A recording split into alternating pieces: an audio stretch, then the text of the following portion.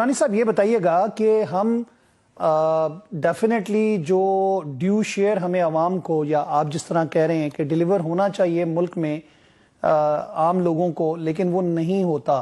اور یہ کوئی آج کی کہانی نہیں ہے، ہم تقریباً اس چیز کو 78 سال سے دیکھ رہے ہیں. اور 1952 میں بھی جو ہیڈ لائن لگتی تھی چینی چور پکڑے جائیں، ذخیرہ اندوز پکڑے جائیں، کارٹلز کی بات کی جاتی ہے، مافیاز کی بات کی جاتی ہے، پھر کہیں نہ کہیں یہ تانے بانے جا کے حکمرانوں سے جڑ جاتے ہیں، کن کی ملیں ہیں، کن کی سیمنٹ فیکٹریاں ہیں، کن کی فلور ملز ہیں.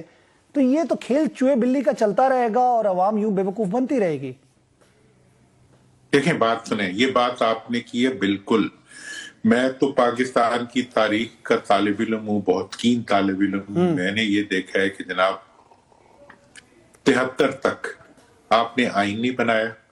وجہ اس کی یہ تھی کہ مغربی پاکستان کے جو وڈیرے تھے اور یہاں کی جو ایلیٹ تھی سو کالڈ انگریز کی چھوڑی ہوئی، وہ جو ہے وہ مشرقی پاکستان کی آزادی اور حریت کی سوچ کو اکوموڈیٹ کرنے کے لیے تیار نہیں تھے.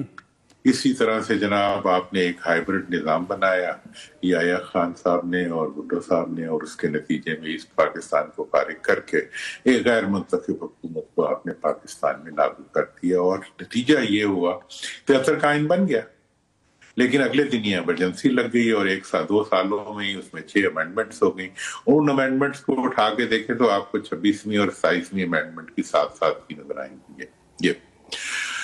یہ ہماری ہسٹری ہے. اچھا جی، اب یہ ہے کہ آج کے دور میں آپ یہ دیکھیں کہ جب بڑی ترمیم ہوئی، 18ویں ترمیم ہوئی، میں آپ کو پتہ میں واحد پاکستان کی پارلیمنٹ کا ممبر ہوں، سینٹ اور قومی دونوں کا، جس نے اس 18ویں ترمیم کے اوپر دستخط نہیں کی. اور یہ بات میں پورے فخر سے کہتا ہوں، میں کسی گلٹ پہ نہیں جاتا، اکیلا تھا.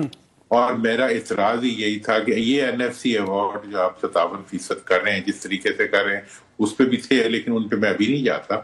میرا ایک اعتراض تھا کہ یہ آپ صوبوں کو دے رہے ہیں، آپ اس کو صوبوں کو یہ تو پابند کر دیں کہ یہ اسی فارمولے کے تحت عوام پہ لگائیں، اپنے اوپر نہ لگائیں. اور یہ NFC ایوارڈ کے سارے پیسے جو ہیں بنیادی طور پر عوام کا حق ہوتا ہے. اس وقت سینٹ میں کھڑے ہو کے ہمارے ایک معزز رکن نے کہا جی کہ یہ تو صوبائی خود مختاری میں مداخلت ہوگی. میں نے کہا یار یہ کون سی صوبائی خود مختاری ہے جو سندھ کے پیسے سندھ کو عوام کو دینے سے روکتی ہے تمہیں؟ ٹھیک ہے جی.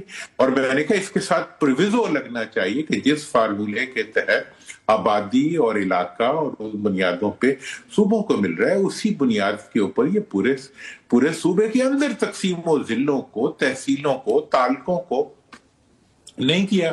اور آج آپ یہ دیکھ لیں کہ ارب خرب ہار روپے جو ہیں عوام کے، وہ عوام پہ نہیں لگے. اور یہی آج دنیا بھی، IMF بھی چیخ رہا ہے، دنیا بھی چیخ رہی ہے کہ بھئی آپ عوام کے پیسے عوام پہ تو لگاتے نہیں لگاتے تو ملک کی نہ معیشت سنبھلتی ہے، نہ ملک کی اکانومی کھڑی ہوتی ہے، نہ آپ ملک کی زراعت کو کھڑا ہونا دیتے ہیں، نہ ملک کی انڈسٹری کو کھڑا ہونے دیتے ہیں.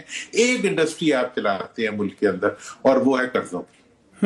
IMF سے قرضہ آ گیا، رول اوور ہو گیا. ابھی شرم نہیں آتی کہ مت پیتے تھے میں ادھار کی اور کہتے تھے ایک دن. مطلب یہ ہے کہ اپنے دوستوں سے منت ترلا لے کے بینکوں میں رکھے ہوئے جو پیسے ہیں جن کو رول اوور کرواتے ہیں، وہ جس کا اگر سود بھی دیتے ہیں، اس کے بارے میں کہتے ہیں جی یہ ہمارا فورن ایکسچینج ریزرو ہے. اب ہم تو کیا کہہ سکتے ہیں؟ ہم نے اس ملک میں رہنا ہے، ہمارا تو کوئی باہر جدادے نہیں.